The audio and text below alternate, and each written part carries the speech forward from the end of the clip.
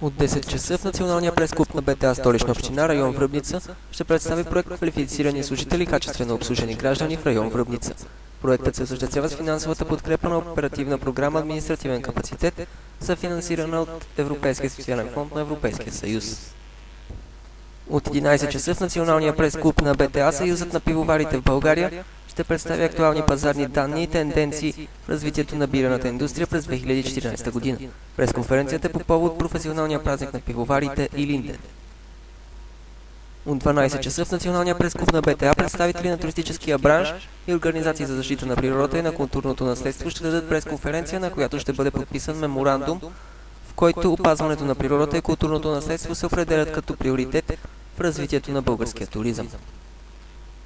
От 13 часа в Националния прес-клуб на БТА Националният център по наркомании ще даде пресконференция по повод на проекта на постановление на Министерския съвет за закриването на Националния център по наркомании.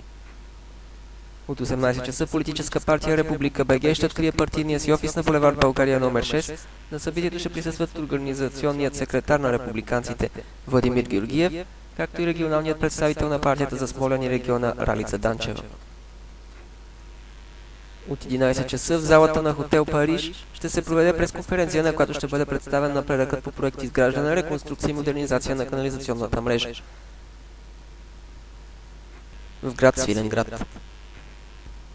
Министърът на отбраната Ангел Найденов и началникът на отбраната вице-адмирал Румен Николов ще присъстват на медиен ден за посещение на инженерното възпрепятстващо съоръжение на българско-турската граница.